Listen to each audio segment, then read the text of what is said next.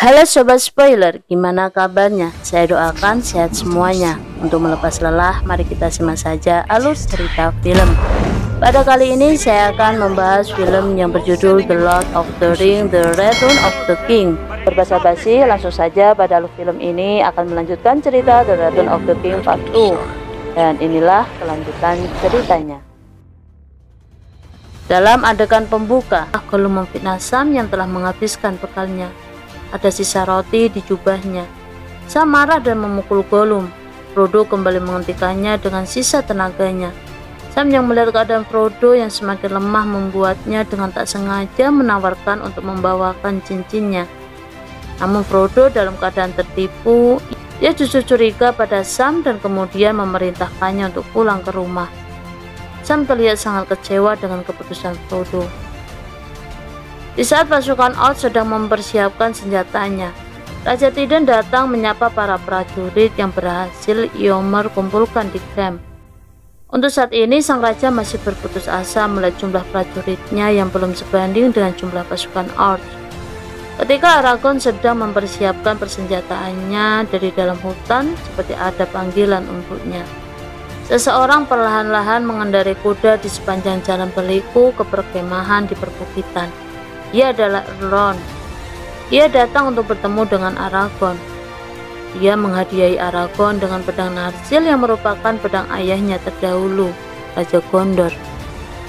Dia mendesak Aragorn untuk menggunakan pedangnya untuk memanggil kembali orang-orang mati di Dunharrow dan menggunakan kesetiaan mereka kepada pewaris Isildur untuk menghentikan serangan kapal-kapal Corsair yang telah dikuasai Sauron yang sudah berlayar dari selatan. Aragorn menerima nasihatnya dan pergi malam itu juga ke Dimholt bersama dengan Legolas dan Gimli. Pagi berikutnya Tiden pergi berperang dengan 6.000 pasukan, termasuk Eowyn dan Merry, dan tidak ada yang menyadari keberadaan mereka. Pasukan Morgul yang sebagian besar terdiri dari para Orcs memulai pengepungan Minas Tirith dan mulai melakukan penyerangan terhadap prajurit Minas Tirith yang kalah dalam jumlah. Saat itu bertepatan dengan Aragorn, Legolas dan Gimli yang berhasil masuk ke hutan paling dalam di Dunharrow. Aragorn datang dengan membawa pedang milik Raja Gondor terdahulu dan menagih janji setianya yang belum tertepati. Namun di sana kedatangannya tidak disambut. Kemudian Aragorn keluar dari dalam hutan dengan berputus asa saat melihat pasukan musuh datang lebih mendekat dengan jumlah yang sangat banyak. Namun Raja dari Dunharrow akhirnya kembali muncul dan bersedia ikut berperang dengannya. Di Minas Tirith, sebuah kuda datang dengan membawa Faramir yang terluka parah. Raganya dibawa menuju ke tempat ayahnya. Denethor semakin menggila ketika melihat putranya Faramir dan dianggapnya sudah mati. Membuatnya makin kehilangan harapan dan pikirannya. Tak mempedulikan ucapan Hobbit bahwa Faramir masih hidup. Denethor semakin menggila dan mengiring langkahnya ke pinggir istana. Di sana, ia melihat pasukan Orc yang telah mengepungnya. Denethor semakin tambah menggila. Kemudian ia memerintahkan prajuritnya begitu saja untuk mundur menyelamatkan diri. Hal ini membuat Gandalf marah dan langsung mengambil alih kendali pertahanan. Kemudian Minas Tirith melakukan serangan balik ke Orc. Peperangan makin tak terkendalikan ketika pasukan Orc mengerahkan naganya untuk menyerang. Dan lagi pasukan Orc juga menggunakan kepala serigala untuk menjebol gerbang pertahanan. Gandalf berharap pertolongan segera datang. Peperangan berkecamuk di Minas Tirith. Pasukan Orc menang jumlah dalam pengepungan prajurit yang ada di balik tembok Minas Tirith. Jauh di sana, Aragorn sedang mencegat pasukan Sauron dari perairan, dibantu oleh prajurit yang telah mati. Dan mereka berhasil menaklukkan prajurit Corsair untuk bergabung bersamanya. Kemudian Sam memperlihatkan perjalanan Frodo yang telah sampai di Great Yungol. Saat bagi Gollum untuk mengkhianati tuannya dan menjalankan rencana jahatnya. Dengan membawa Frodo ke makhluk laba-laba raksasa Shelob, Frodo melewati masa yang sulit sepanjang langkah kakinya dalam melewati gua yang dipenuhi dengan tengkorak yang berada di dalam lilitan laba-laba. Kemudian ia menggunakan lampu peri untuk menerangi di gelapnya gua. Frodo baru tersadar bahwa Gollum telah mengkhianatinya. Frodo mulai teringat dengan Sam yang telah ia usir. Bersama dengan itu, langkah kaki Sam menuruni bukit dengan wajah yang kecewa. hingga ia terjatuh. Tepat di sana, Sam melihat potongan roti miliknya di atas batu. Gollum telah sengaja menjebaknya. Kemudian Sam dengan cepat kembali menyusul mencari Frodo. Saat Frodo berhasil melarikan diri dari dalam gua, di sana ia kembali diserang oleh Gollum yang akan merebut cincinnya. Dengan cepatnya Frodo melawannya hingga Gollum terjatuh ke bawah tebing. Frodo makin kehilangan tenaganya. Saat itu Peri datang menemui Frodo dan memintanya untuk menyelesaikan tugasnya. Kemudian Frodo tersadar dari tidurnya dan langsung bergegas menuju ke puncak menara Cirith Ungol. Di sana ia telah dihadang oleh laba-laba raksasa yang berhasil melilitnya. Saat itu Sam tiba mencoba menyelamatkan Frodo dan berhasil menusuk laba-laba dengan menggunakan pedangnya. Setelah laba-laba pergi, Sam dikejutkan dengan keadaan Frodo yang telah pucat seperti mayat. Sam percaya Frodo sudah mati, sehingga ia meninggalkan Frodo di tengah jalan ketika para orc dari menara Cirith Ungol datang menyelidiki. Sam mendengar dari percakapan para orc bahwa Frodo hanya dilumpuhkan oleh penyengat Shelob. Di Minas Tirith, Denethor yang marah karena kesedihan atas kematian kedua putranya menyiapkan kayu bakar untuk dirinya dan Faramir yang tidak sadar. Denethor tidak menyadari bahwa Faramir tidak mati dan akan membakarnya dia hidup-hidup. Gandalf dan Pippin kemudian tiba di Halau dan berhasil menyelamatkan Faramir, tetapi Denethor terlempar ke tumpukan kayu hingga terbakar. Dia berbalik dan melihat putranya tersadar, kemudian ia pergi berlari terjun dari ujung istana Minas Tirith. Di pusat kota, pertempuran menjadi semakin buruk dengan para Gondoria. Ketika Gron pendobrak yang dahsyat menghancurkan gerbang kota dan troll masuk, ketika para pembela mundur, para orcs merangkak melalui jalan-jalan kota, menjarah, membakar, dan membantai orang-orang Gondor. Peperangan belum usai, namun Raja Tiden sudah mulai sedikit lega saat pasukan musuh banyak berkurang karena mati terkalahkan. Namun itu hanya rasa sesaatnya sebelum kedua matanya menyaksikan pasukan orc yang datang dengan bala gajahnya. Dengan jiwa kesatrianya, Raja Tiden dan prajurit lainnya dapat melalui amukan gajah. Bahkan beberapa kali berhasil menumbangkannya. Kemudian datanglah prajurit Sauron yang tak terkalahkan dengan menunggangi naga. Tepat saat itu sang naga memasak kuda yang ditunggangi Raja Tiden, kemudian ia terlemparkan. Setelah tubuhnya terjatuh, sang naga lebih mendekatinya dan akan memangsanya. Namun Eowyn datang menyelamatkan pamannya. Pedangnya ia berhasil gunakan untuk memotong leher naga.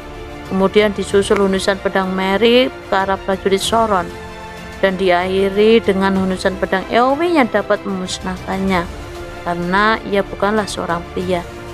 Tiba-tiba di tengah kekacauan peperangan, akhirnya pasukan Rohan tiba dan tepat pada waktunya. Para orc mengira mereka akan membantunya, tetapi justru Aragorn yang melompat dari kapal utama, diikuti oleh tentara orang mati. Mereka benar-benar menghancurkan para orc dan memakil, sementara Eowyn dan Merry telah membunuh Raja Penyihir. Raja Tiden akhirnya meninggal karena lukanya, dan Aragorn memegang sumpah tentara mati yang telah terpenuhi. Kemudian membebaskan mereka dari kutukan, sehingga mereka dapat beristirahat dengan tenang. Sam menyelamatkan Frodo dari Cirith Ungol. Saat Frodo mengira cincinnya telah dirampas oleh pihak musuh, Sam mengatakan jika ia telah mengambil darinya karena Sam takut Frodo akan dalam bahaya. Di sini pula lah cincin itu telah memikat hati Sam, sehingga ia enggan mengembalikannya saat Frodo memintanya. Setelah cincin itu kembali pada Frodo, mereka kembali memulai perjalanan panjang melintasi Mordor ke Gunung Dom. Gandalf menyadari bahwa 10.000 orcs berdiri di antara Cirith Ungol dan Gunung Dom. Hal itu akan mempersulit perjalanan Frodo untuk mencapai tujuannya. Maka dari itu Aragorn mengusulkan agar memimpin tentara yang tersisa ke Gerbang Hitam untuk menarik para orcs dari jalan Frodo, serta untuk mengalihkan perhatian mata Sauron.